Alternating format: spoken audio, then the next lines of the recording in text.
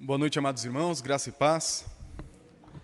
Hoje daremos continuidade à nossa série de pregações na carta de Paulo aos Efésios, no capítulo 4, hoje do versículo 25 até o versículo 2 do capítulo 5. Então, Efésios 4, do 25 até o capítulo 5, versículo 2.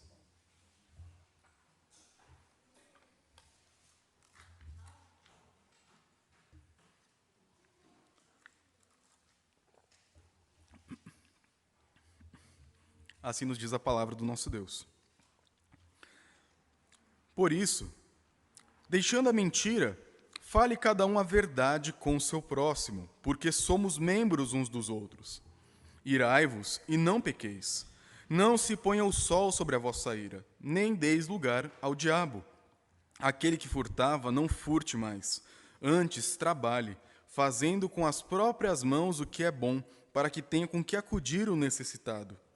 Não saia da vossa boca nenhuma palavra torpe, e sim unicamente a que for boa para edificação, conforme a necessidade, e assim transmita graça aos que ouvem.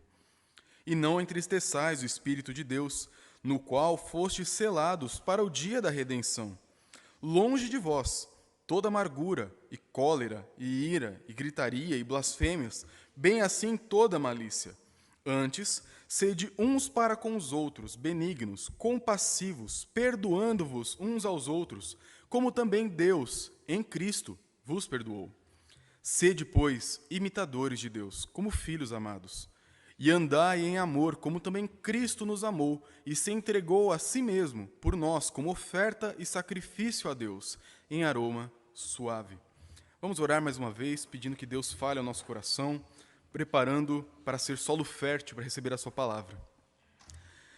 Senhor bendito, nós queremos te agradecer pelo privilégio que é poder te cultuar. O Senhor é digno de toda adoração, de todo louvor. E o que nós fazemos aqui é o mínimo que podemos fazer em gratidão, em reconhecimento da tua majestade. Mas o Senhor é tão bom, que mesmo a gente apenas fazendo o que nós devemos fazer, ainda assim o Senhor nos abençoa. Por isso pedimos, Pai, que nesse momento em que nós estamos diante da tua palavra, prontos a ouvir a tua instrução, que o Senhor prepare nosso coração para receber com fé a tua palavra, e que o teu Espírito, que habita em nós, no teu povo, na tua igreja, transforme, prepare e mude o nosso coração para vivermos de acordo com a tua vontade. É o que pedimos em nome de Cristo Jesus. Amém. Meus irmãos, as crianças têm algumas brincadeiras que são bem interessantes. Eu particularmente gosto bastante de observar o jeito que as crianças brincam aqui na igreja.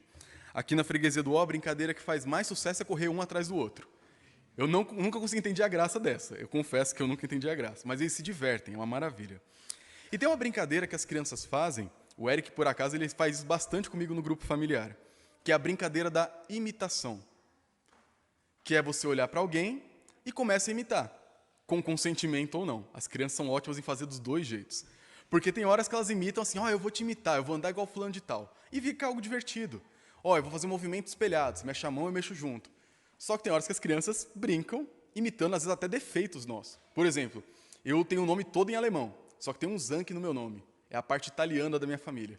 E eu, como descendente italiano, uso essa desculpa mesmo. Eu sei que é uma desculpa esfarrapada, mas eu uso. Que é o quê? Eu não consigo falar sem usar as minhas mãos.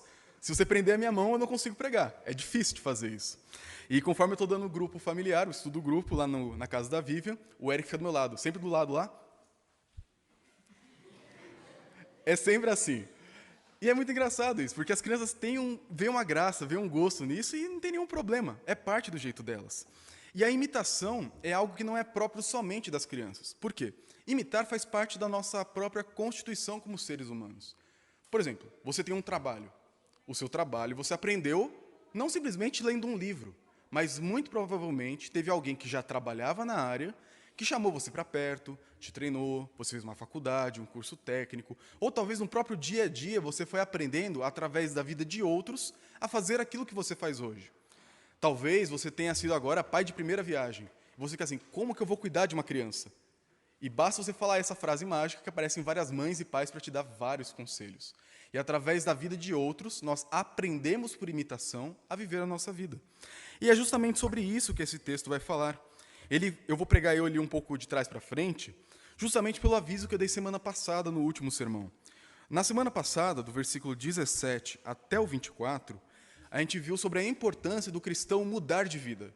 Ele tinha um jeito de andar, pautado pelo pecado e pela perdição, e a partir do momento que Cristo nos chama para a nova vida, eu agora tenho um novo andar.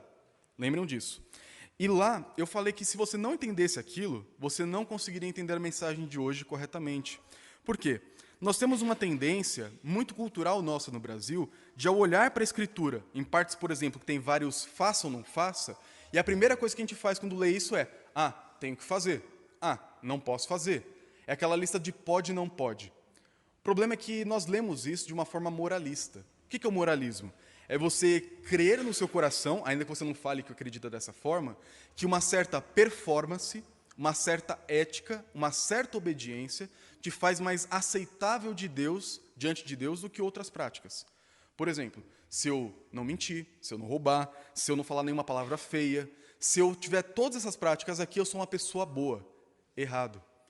Você pode fazer várias coisas boas e ainda assim ser um filho da perdição. É difícil, mas pode acontecer.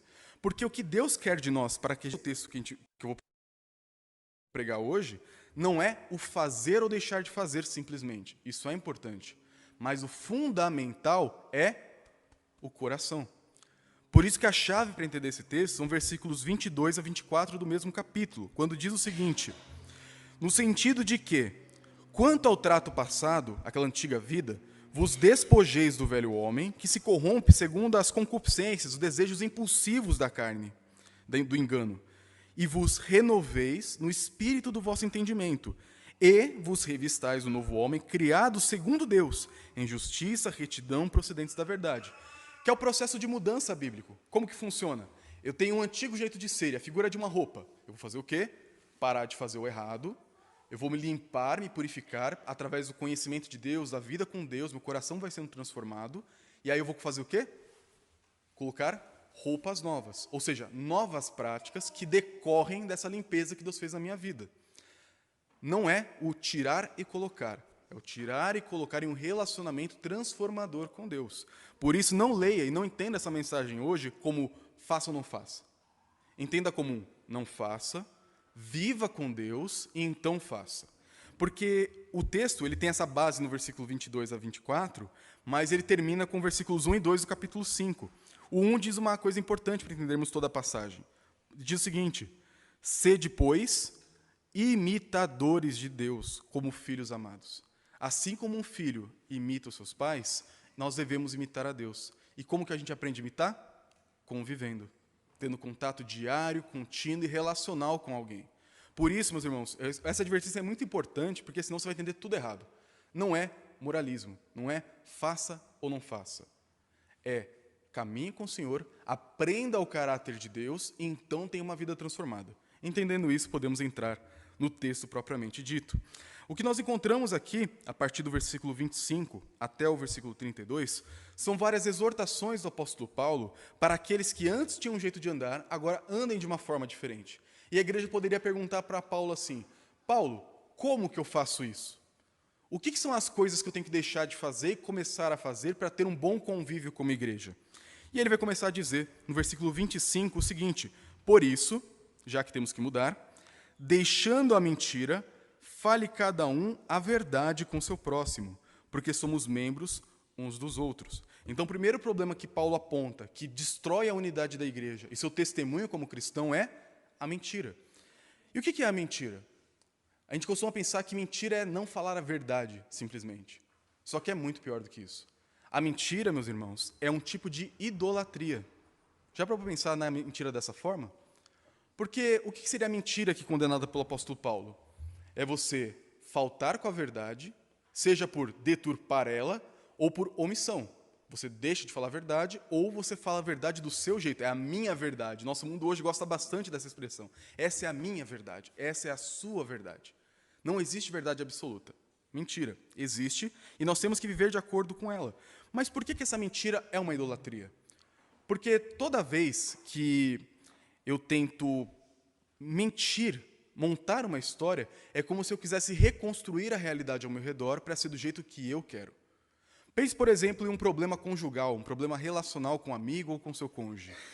Se você fosse contar da sua última DR, com um amigo ou com um cônjuge para um amigo, uma outra pessoa, você teria a capacidade de contar exatamente o que aconteceu? Com naturalidade? Olha, eu fui egoísta, eu falei isso, aí a pessoa ficou ressentida com o meu egoísmo e falou tal coisa, e aí, para não sair por baixo, eu falei isso, isso e isso, e por isso que a gente brigou. Dificilmente. Normalmente, quando nós contamos a nossa versão da briga, o que a gente faz? Olha, eu, na maior das boas intenções, tentei ajudar meu irmão a andar em fidelidade à palavra de Deus, e com todo o amor, eu tentei falar para minha esposa que ela precisava mudar tal atitude. E você acredita?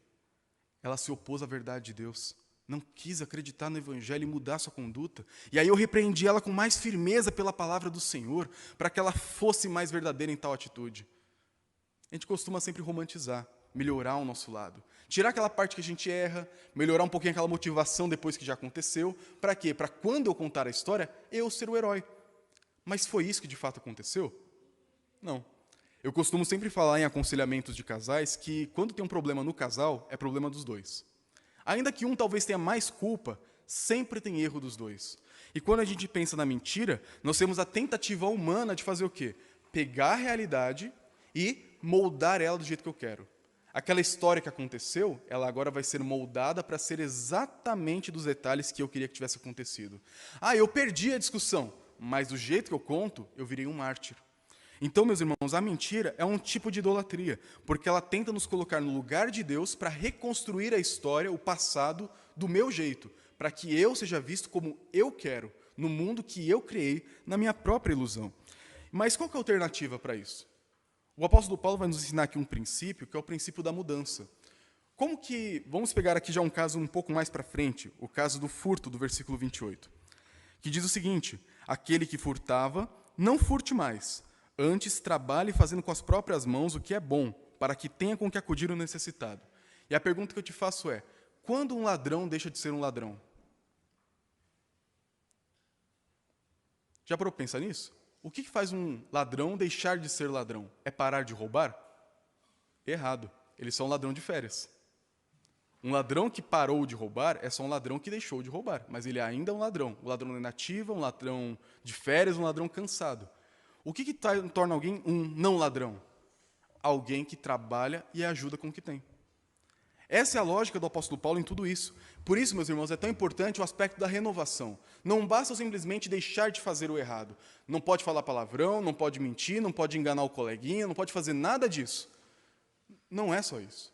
O Evangelho nos chama para ter uma vida transformada. Uma vida que agora vai espelhar o caráter de Jesus, imitando a Deus como se eu fosse filho. E, de fato, eu sou o filho dele. Por isso, se eu tenho problemas com a mentira, como que eu venço a mentira?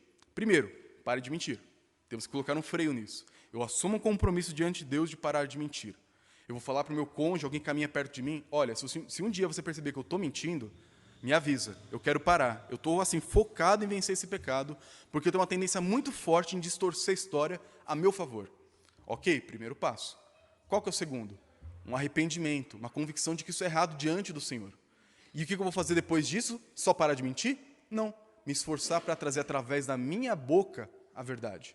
Através da minha boca eu vou falar a verdade. Através da minha comunicação eu vou sempre buscar ser o mais justo possível.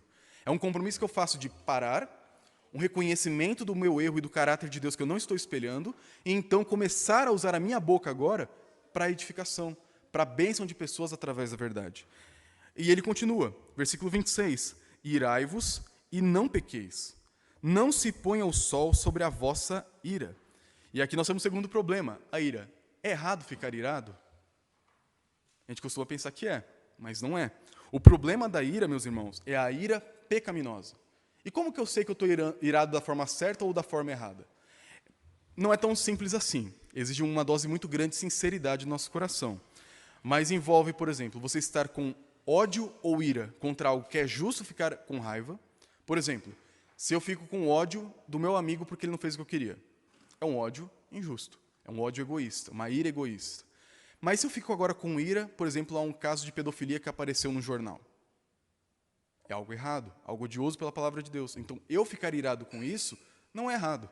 Eu ficar irado com a corrupção que existe no Brasil não é errado. Eu ficar irado com a violência, com a frieza espiritual, não é errado, porque Deus se ira contra essas coisas. Porém, aí entra o segundo fator. O que eu faço com essa ira?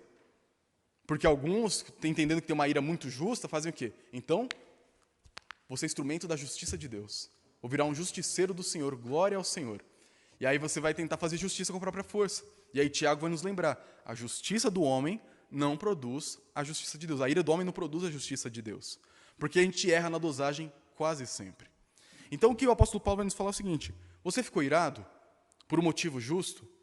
Ok, o fogo se acendeu, ele pode até ser justo, mas ao final do dia, apague a fogueira. Se algum dia você já acampou ou viu filmes de acampamento, você sabe que essa é uma coisa muito importante de se fazer se você dormir perto da fogueira. Se você acende uma fogueira à noite, você vai se aquecer, certo? Esse é o propósito principal dela, é afugentar animais. Mas se você for dormir ao redor dela com a sua barraca, ou vai ter que ficar alguém acordado a noite inteira vigiando, trocando turno, ou você vai ter que apagar aquela fogueira, ou um ou outro. Porque se o fogo espalhar, todo mundo vira churrasco. Você causa um desastre ambiental, você morre e destrói tudo que você tem. A ira humana é semelhante à fogueira. Acender a ira não é necessariamente errado, se for por motivos justos. Só que a gente tem que aprender a colocar um fim nela. A amargura no casamento acontece dessa forma. As pessoas têm uma pequena rixa durante o dia, faz o quê? Não, dá um tempo aqui, deixa eu ficar um pouco na minha, depois você fica na sua, outra hora a gente conversa. E a outra hora vira outro dia, que vira outra semana, que vira outra década, e chega um tempo que você pensa assim, nossa, por que a gente não tem mais o relacionamento de antes? Não sei. É porque aquela pequena fogueirinha espalhou e queimou todo o seu acampamento. O estrago foi causado. E agora tem todo um processo de reparação daquela ira que não foi controlada. Por isso, aqui no casamento, mas em qualquer circunstância da vida, se eu sinto ira no meu coração, o que eu tenho que fazer? Avaliar. É de acordo com a palavra de Deus? Sim. Ok. Senhor, faz justiça. Senhor, pune os maus. Muda o que está de errado nesse mundo e traz um tempo melhor para nós. Mas depois disso, o que eu tenho que fazer? Deitar no travesseiro e sossegar. É o que o Salmo 4 fala. Irai-vos, não pequeis, deitai o coração no travesseiro e sossegai. Chegar no fim do dia e falar assim, Senhor, se eu continuar do jeito que eu estou, com a ira que eu estou, eu vou fazer besteira. Senhor, o meu coração não sabe dosar a ira. Eu vou provavelmente ficar ressentido, magoado, e eu não vou conseguir lidar com isso bem. Vai crescer e vai consumir tudo. Por isso, Senhor, apaga a ira do meu coração. Me ajuda a perdoar a pessoa que me ofendeu. Me ajuda a enxergar a paz onde eu quero fazer guerra. Por isso, meus irmãos, se eu percebo que eu tenho um Deus que é dessa forma, eu tenho que fazer da mesma forma. Jesus ficou irado. Pensa no templo de Jerusalém. Aquela bagunça que pedia adoração das pessoas. O que Jesus fez? Virou as mesas, fez um chicote, espantou todo mundo de lá. Ele estava irado. E era uma ira santa, uma ira justa, pelos motivos que agradam o Senhor. Mas ele ficou chicoteando o povo o resto da semana? Não. Ele espantou, passou a sua mensagem e seguiu em frente. Quando Deus traz justiça em toda a história da Bíblia, é sempre de forma pontual para resolver o problema. E no final, é claro que tem a eterna, e ali realmente não tem que apagar a ira. Só que no tempo, Deus demonstra a sua ira e ela não dura para sempre, como diz vários salmos no livro de Salmos. Por isso, meus irmãos, se eu tenho problemas com a ira, primeira coisa, avalie, essa ira é justa? Não é? Abandone. É justa? Entregue ao Senhor em oração. E chegando no final do dia, resolva. Converse com seu cônjuge, converse com seu amigo e ore ao Senhor falando, Senhor, apaga a fogueira da ira no meu coração. Não deixe ela destruir aquilo que está ao meu redor, porque eu não consigo controlar ela de acordo com a tua vontade. O texto continua, versículo 27, nem deis lugar ao diabo. E aqui eu gostaria de fazer uma pausa com os irmãos. Porque tudo isso que o apóstolo está falando até aqui, o furto, a mentira e a ira, são coisas que destroem a nossa comunhão. Eu falei algumas semanas atrás que essa carta foi dada a uma igreja. E tudo que Paulo está falando aqui não são dicas de como ser uma pessoa bem-sucedida na vida. É como viver na igreja em paz. E o que seria então esse dar lugar ao diabo? É justamente porque quando falta honestidade, surgem mentiras, acontecem furtos na igreja, acontece ira, mágoa, ressentimento, o que acontece com as pessoas? Começam a se separar. Eu não sei se vocês, que eram mais arteiros que nem eu quando era criança, já tentaram quebrar pedra. Não tem nenhum propósito fazer isso, mas as crianças adoram fazer, especialmente os meninos. E lá em casa sempre tinha pedras por perto, que sempre tinha alguma obra acontecendo. E eu lembro de pegar aqueles paralelepípedos de granito? Granito? Não sei. Aquele paralelepípedo lá. E eu pegava e ficava batendo nele lá com uma outra pedra para ver quanto que ele quebrava. E era difícil de quebrar. Só que se você conhece um pouquinho de pedra, sabe que aquele paralelepípedo ele é feito de vários minerais misturados. Por isso que ele é todo colorido, preto, cinza claro, cinza escuro, branco, brilhante, fosco, ele é todo misturado. E se você bater com certa força no lugar certo, ele trinca, ele quebra todo. Agora, se você pegar uma rocha sólida, de um único mineral, pura, e tentar quebrar ela, é muito mais difícil. Por quê? Naquela pedra que a gente usa para fazer construção, aquelas britas lá, são minerais mistos, misturados. Eles não são puros. Eles não têm uma união tão completa dos átomos que façam ser aquilo totalmente sólido. São várias coisinhas juntas, que dependendo do quanto você bate, ele esfarela. Uma rocha é sólida, está tudo extremamente bem ligado. Para quebrar aquilo é muito mais difícil. O que o apóstolo Paulo quer mostrar para nós é que quando nós temos problemas de relacionamento na igreja, o que acontece? Pessoas se separam. A nossa liga, a nossa fortaleza e firmeza fica frágil. E o que o diabo faz? Entra. Quando pessoas na igreja brigam e criam separação entre elas, o diabo entra. Lembra do que os apóstolos falam? Ele é como um leão que está ao redor. Ele vai esperar até quando para entrar e atacar a gente? Na hora que a gente der brecha. O leão ele não sai correndo de frente para o seu inimigo, para a sua presa. Ele vai espreitando, vai andando baixinho, devagar, igual um gato faz para pegar uma borboleta, um leão faz para pegar uma zebra. Ele vai mansinho, baixinho, no meio da folhagem, e quando chega a hora, a presa vira as costas, ele voa e pega a sua presa. O diabo faz a mesma coisa. Ele está ao nosso redor, constantemente como igreja. E aí ele fica reparando assim, o Vanderlei e a Marisa, estão meio brigados, hein? Ó, surgiu um espacinho ali. Entrou um pouco. Mas eu reparei também que a Vivian e o Erasmo, esses irmãos aí, de sangue da fé, entra mais um pouco. Tem um casamento com problemas, Fábio e a Carol estão com problemas no casamento, entra mais um pouco. Entre os presbíteros, o pastor tem problema, entra mais um pouco. Os diáconos, o diabo vai entrando. E quando a gente menos percebe, ele já está lá dentro, a igreja racha. O diabo não é bobo, nem um pouco bobo. Se ele viesse de cara, que entrasse, por exemplo, alguém falasse assim, eu sou um ateu e vim aqui destruir a igreja, você ia levar a sério isso? Não, no máximo a gente ia rir e pensar que a pessoa tem um problema psicológico, ou espiritual, com certeza espiritual. Mas o diabo não faz isso. Ele espera separação entre os irmãos. Na hora que surge uma brechinha, ele vai, e quando você menos percebe, a igreja faz o quê? Racha, em 2, 3, 4, 5 partes, até some, porque cada um foi para um lugar diferente. O diabo sabe caçar. Ele tem milênios de experiência nisso. E a gente não pode ser besta de pensar que ele não está aproveitando as oportunidades. Por isso, meus irmãos, falar a verdade, vencer a ira, não furtar, que talvez para nós não seja alguma coisa tão chocante hoje, mas naquela época era muito comum isso acontecer. Esse tipo de atitude não pode existir no reino de Cristo. Na família do Senhor não pode ter briga entre os irmãos. Nós temos que andar sempre juntos, uns dos outros, com unidade sincera. Não, mas a pessoa errou contra mim. Resolva. Não, mas eu não vou muito com a cara da pessoa. Se arrependa, você tem que ir com a cara da pessoa sim. Porque Jesus foi com a cara dela. Quem é você para falar que não vai com a cara da pessoa? Nós não temos o direito de criar nenhum tipo de divisão na igreja. Eu não tenho muita afinidade, eu não gosto. Resolva. Porque se você não resolver, o diabo vai atacar todo mundo aqui por aquela brechinha que você construiu. Dentro de casa, com alguém na igreja, ou até mesmo em grupos da igreja. Não permita isso.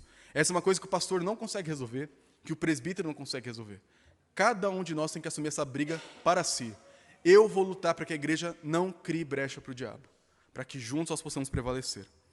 E o texto continua com mais algumas exortações. Versículo 29. Não saia da vossa boca nenhuma palavra torpe, ou uma palavra podre, suja, e sim unicamente a que for boa para a edificação, conforme a necessidade. E assim transmita graça aos que ouvem. Então Paulo agora vai falar da comunicação, problema que traz muito problema na igreja, a comunicação. É muito comum dentro da igreja ouvir falar assim, eu não gostei do que o fulano de tal falou para mim. Eu não gostei do que o pastor falou, do jeito que o pastor falou. E eu não estou falando que quem falou está certo, tá? A pessoa pode errar na comunicação, eu posso errar na comunicação, todo mundo pode errar. Mas a gente não pode criar esse ressentimento de qualquer coisinha que me ofende, cria espaço, pelo motivo eu já expliquei. E aí Paulo vai nos falar como que a gente lida com isso. Não saia da sua boca nenhuma palavra torpe. O que é uma palavra torpe? Palavrão, palavras grosseiras, palavras que humilham e zombam das pessoas, palavras que diminuem o seu irmão, palavras que criam qualquer tipo de desconforto que não seja justo pela palavra de Deus.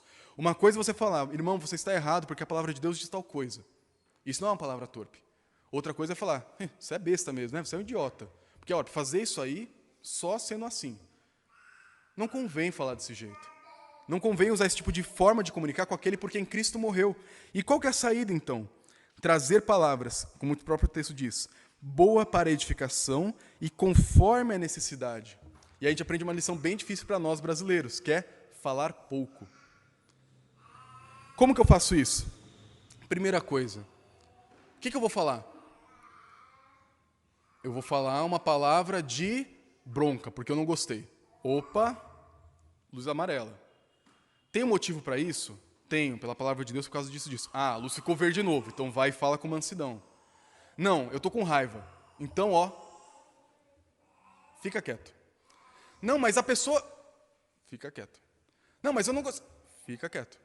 Quando você sentir vontade de revidar, de devolver na mesma moeda, de dar uma bordoada em alguém, de humilhar alguém, de ofender alguém, diminuir alguém, que a gente às vezes tem aquela linguagem passivo-agressiva que o pessoal fala, né? A gente não fala na cara, mas fala nas entrelinhas o que a gente quer dizer. Isso é palavra torpe também. Na igreja, nós não podemos criar espaço para isso. Como que eu vou, então, combater? Através de palavras que edificam. Eu vou pensar, o que eu quero dizer? Vai trazer edificação? Sim. Então fale. Olha, eu vi que tal irmão está se esforçando muito em alguma área. Elogie. Não é errado elogiar na igreja. Não é errado você reconhecer o trabalho. Obrigado pelo trabalho que você fez. Eu não tenho os dons que você tem. A gente até falou sobre isso algumas semanas atrás. Eu não tenho esses dons. Mas o dom que você tem, muito obrigado por servir a gente dessa forma. Eu não conseguiria fazer isso. Ou, como que eu posso te ajudar em tal área? Essa disposição graciosa de querer trazer bênção para o outro. Através da nossa comunicação. Através da nossa boca, a gente pode trazer tanto a vida como a morte.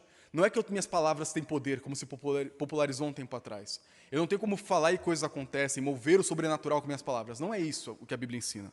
Mas que através das minhas palavras, eu posso acabar com a vida de alguém ou edificar a vida de alguém. Por isso, meus irmãos, tomamos cuidado também com a forma como nós falamos, porque Deus fala dessa forma, de forma perfeita. Deus fala, traz exortação, traz fortalecimento, traz consolo, traz bronca, às vezes, mas Deus fala conosco sempre para o nosso bem. Quando você tiver dificuldades para falar, se for o seu caso, pense assim, Jesus falaria desse jeito com essa pessoa? E o texto continua, versículo 30. E não entristeçais o Espírito de Deus, no qual fostes selados para o dia da redenção. E aqui nós temos, se por meio das minhas atitudes o diabo pode entrar na igreja, por meio das minhas atitudes também eu deixo Deus triste. Nossa, mas Deus fica triste? É o que o texto está dizendo. O Espírito Santo é Deus, ele é pessoal, ele se relaciona conosco e ele reage à nossa atitude também. Então, por exemplo, se eu peco, você acha que o Espírito Santo vai ficar com aquela face estática olhando? Pecou. Ele se entristece. Se o Espírito Santo vê uma igreja querendo rachar, ele se entristece. Se o Espírito Santo vê uma igreja onde pessoas têm palavras torpes, mentem, enganam, vivem iradas e amarguradas, ele se entristece. Quando eu tenho minha postura diante dos outros, é sempre lembrando de Deus. Deus é a referência à minha postura. Não é a ética do horizontal, é sempre no vertical. Por que eu tenho que falar palavras de edificação? Para agradar a Deus. Por que eu tenho que controlar minha ira? Para agradar a Deus. Por que eu tenho que viver com honestidade? Para agradar a Deus, para que a igreja fique unida. E quando nós agradamos o Espírito Santo, a gente vive em comunhão com Ele. Como você espera que você tenha o poder e a vida com o Espírito Santo se você vive entristecendo Ele? Nós não podemos fazer isso como comunidade. Nós temos que agradar o nosso Deus em tudo. Mas como que eu faço isso? É o que o texto está nos ensinando a fazer. E ele termina no versículo 31 e 32 dizendo: longe de vós toda amargura e cólera, ira, gritaria e blasfêmias, bem assim toda malícia. Ao contrário disso, antes, sede uns para com os outros, benignos, compassivos, perdoando-vos uns aos outros, como também Deus em Cristo vos perdoou. Então, a última exortação do apóstolo Paulo aqui é justamente para que você resolva os seus problemas. Ele coloca aqui 4 expressões: longe de vós, amargura, cólera, ira e gritaria. Essas palavras aqui são como que uma coisa que chama a outra. Quando você abraça no seu coração a amargura, o ressentimento por alguém, o que aquilo ali vira? Uma indisposição. Aqui aparece, né, como é que é o termo? Cólera. A gente não usa isso muito, né? A gente poderia traduzir diferente por indignação. Então, eu fiquei ofendido com alguém. Aquilo me traz uma amargura. Não gostei da atitude, da palavra, do olhar. Eu não gostei. Se você não tratar, vai virar uma indisposição para com a pessoa. Quando a pessoa for cumprimentar e chegar, seja assim, deixa eu entrar aqui na igreja, pegar o meu lugarzinho. A pessoa vai lá na mesa do café, deixa ela pegar primeiro. Depois eu vou lá e pego um pão de queijo, pego meu cafezinho. Ah, vamos para a sala de aula da EBD. Ah, a pessoa vai sentar onde? Ali? Então vou sentar para cá. E a gente começa a evitar, se indispor a resolver o problema. Começa a criar mais separação. Se você não trata isso, leva a ira. Aquilo que a gente já falou ali atrás. Que nesse caso aqui já é uma ira errada, uma ira pecaminosa, que é uma ira de ressentimento. Eu quero moldar ao outro a minha vontade. E quando isso não resolve, o que acontece? Gritaria. E o que significa gritaria? Literalmente gritaria. É tentar impor a sua vontade por meio da sua expressão física e corporal. Física e corporal é a mesma coisa. Não precisa necessariamente falar alto, mas, por exemplo, presta atenção que eu estou falando com você. Percebe? Eu estou coagindo a pessoa por meio da violência. Não é apropriado fazer isso. Ou por meio de falar alto mesmo. Olha, quem você pensa para falar assim comigo? Quem você pensa que você é? Antes de você chegar aqui na igreja, eu estava aqui, ó. Esse tipo de comunicação é uma comunicação que entra na gritaria, que é forçar o outro a se conformar a mim porque eu falei alto. E isso pode ser usado dentro de casa. A nossa vida em igreja começa dentro de casa. Pais que gritam com os filhos têm que aprender a parar de gritar. Não é não disciplinar, a Bíblia manda disciplinar, mas não é gritando, é educando pela palavra do Senhor, pelos princípios da palavra de Deus, não é gritando.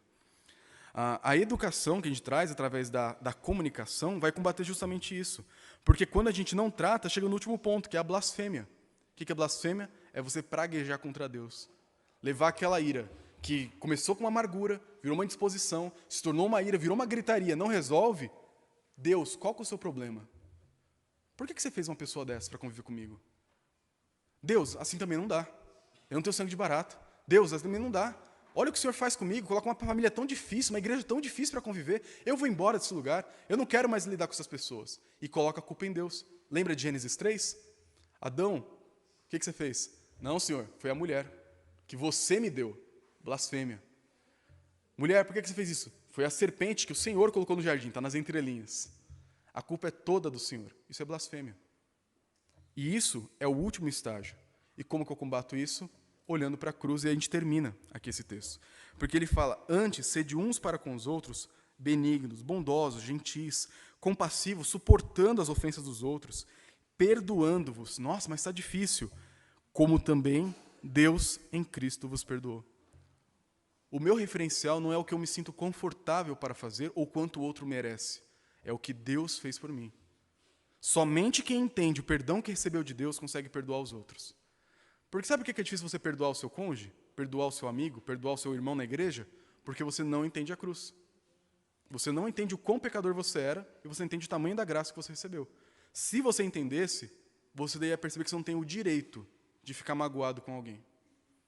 Você não tem o direito de não perdoar alguém. Você não tem esse direito. Esse direito acabou na cruz. Porque na cruz, Deus, em Cristo, perdoou você de tudo. Todos os pecados que você sabe que você fez e o que você não sabe que você fez, os pecados da ignorância. Tudo o que você fez foi resolvido na cruz. E Deus te trata hoje como? Com ressentimento? Jogando na sua cara tudo que você era? Com amor. Ele não fica falando, olha, lembra quando você era pecador? Pois é, né? E agora você está reclamando? Não, é graça. Eu amo vocês. É o que o texto termina dizendo. Sede, pois, imitadores de Deus como filhos amados. Você só é filho porque um dia Deus mandou o seu filho para te tornar filho dele. Você hoje só tem essa bênção de ser um filho amado, e não só um filho que mora na casa, porque em Cristo, Deus agora te ama. Através da obra de Jesus por você, Deus hoje olha para você e fala assim, eu amo você. Você é meu filho.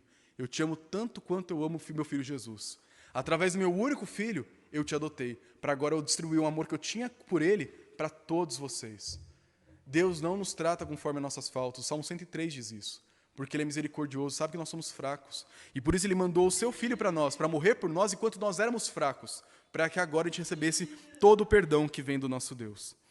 Por isso, meus irmãos, caminhando para o final aqui da nossa mensagem, o que eu faço com tudo isso? Como que eu coloco isso na prática? Porque é muita coisa, né? A primeira coisa, lembre do que a gente viu no comecinho.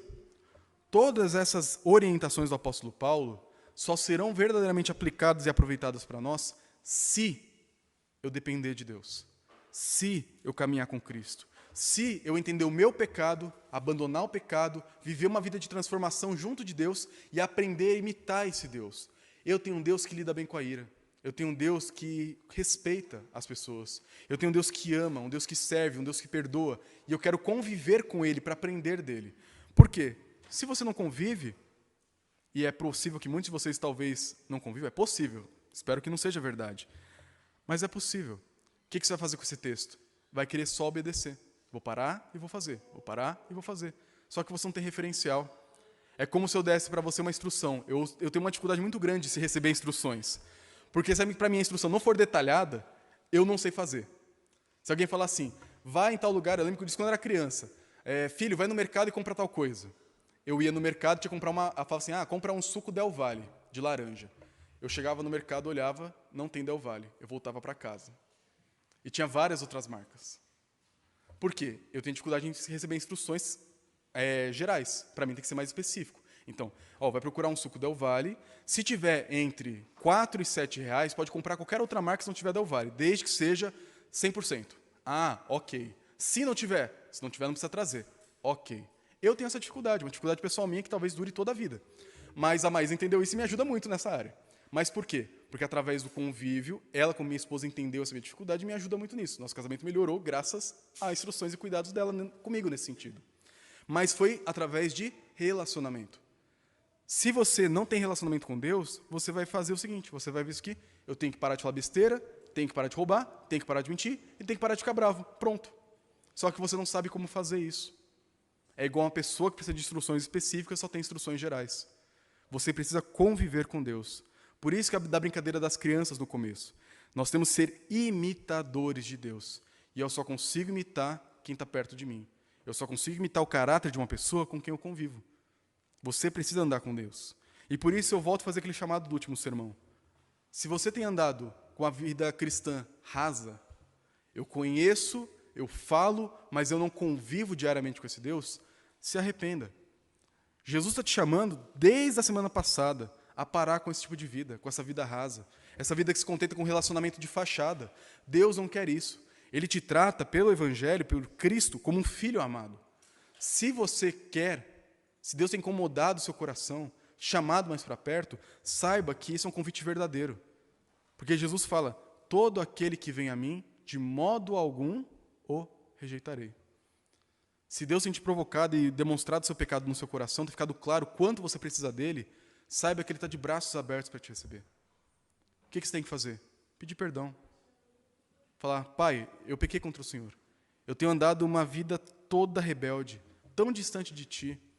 Eu tenho tentado conduzir minha vida do meu próprio jeito, de acordo com o que eu acho certo, daquilo que eu sinto, daquilo que eu acredito, daquilo que eu fui formado.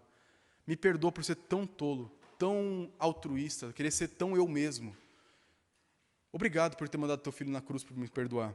Obrigado porque o Senhor me chama para um relacionamento pessoal contigo. Me ajuda a viver dessa forma. Eu não quero ser um religioso no mau sentido do termo. Eu quero ser filho amado. Eu quero conhecer o Senhor por convívio diário e familiar. Me recebe nos seus braços, me perdoa. Talvez você não tenha essa vida com Cristo, nunca teve. E talvez hoje seja o dia da sua conversão. De parar de ser um religioso e ser um filho amado. E parar dessa aparência de, eu vou para a igreja, eu canto, eu faço, e pensar, eu preciso de um Deus que se relaciona e me ama e quer andar comigo pessoalmente. E se entregar para Ele, viver com Ele com essa paixão e com esse amor. Mas pode ser que você seja crente, que está vivendo bem com Deus. E aí o desafio fica um pouco mais pesado para você, porque a quem muito foi dado, muito será cobrado. Então, se você já tem andado próximo desse Deus, saiba que Deus espera a maturidade de você. Se você já tem vida com Cristo, caminha com Ele, Deus espera que você vença pecados. Deus espera que você tenha maturidade de resolver seus problemas na igreja, problemas relacionais em casa, problemas relacionais na igreja, para que não crie brecha para o diabo, para que o Espírito Santo não fique triste. Se você já tem maturidade para digerir isso que você ouviu hoje, coloque em prática. Não deixe isso ser esquecido. Hoje de manhã o Vanderlei falou que a gente tem uma tendência muito grande de esquecer, né? A gente ouve o sermão, chega em casa na hora da janta, a gente nem lembra mais qual era o texto. Era Efésios ou Romanos? Não lembro. Se esse é o seu caso, você já tem maturidade, leve a sério sua vida cristã. Não como um fardo, mas como amor a esse Deus. Deus tem se revelado tanto a mim, eu tenho andado tão perto dele, que eu não posso mais andar como um menino. Eu tenho que amadurecer. E se você tem recebido tanto, viva à altura. Confiado no poder, confiado na graça e não na sua força. Mas assuma para si o compromisso de lutar para a igreja não ter espaço para o diabo e nem motivo de tristeza para o espírito. Porque quando nós fazemos isso como igreja, a gente consegue agradar o nosso Deus e ter uma igreja cada vez mais unida. Uma igreja cada vez mais atrativa para aqueles que são de fora. Quando as pessoas vierem para cá, vão perceber, nossa, essa igreja aqui é diferente. Eu estou tão acostumado a ver igreja cheia de pessoas hipócritas. Pessoas que não se cumprimentam, pessoas que não conversam, pessoas que parecem que só vêm aqui para receber a bênção e vão embora. Aqui vocês gostam de conversar. Aqui adultos conversam com crianças, idosos conversam com jovens. Aqui existe um relacionamento. O que é isso que está acontecendo aqui? E quando eles perceberem isso, a gente pode falar, é o Evangelho. Aqui nós vivemos aquilo que nós cremos. E é possível nós alcançarmos isso nessa vida, não é algo só para a eternidade. Nós podemos ser uma igreja mais saudável, se nós levarmos nosso compromisso com o Senhor a sério. Por isso, meus irmãos, vamos encerrar esse momento de pregação da palavra com uma oração. E eu quero que você faça essa oração junto comigo, mas faça de coração. Se você tem sido confrontado, se arrependa. Se você tem sido estimulado a viver mais sério com Deus, peça força para Ele. Porque Deus certamente se agrada em atender esse tipo de oração. Vamos orar. Pai amado, obrigado, porque o Senhor tem derramado bênçãos espirituais sobre a Tua igreja através de Cristo Jesus. Obrigado, Senhor, porque o Teu Espírito nos selou para junto de Ti. Nós somos Tua propriedade, Tua herança. E quando vivemos juntos de Ti dessa forma, nós podemos demonstrar para o mundo quem Tu és.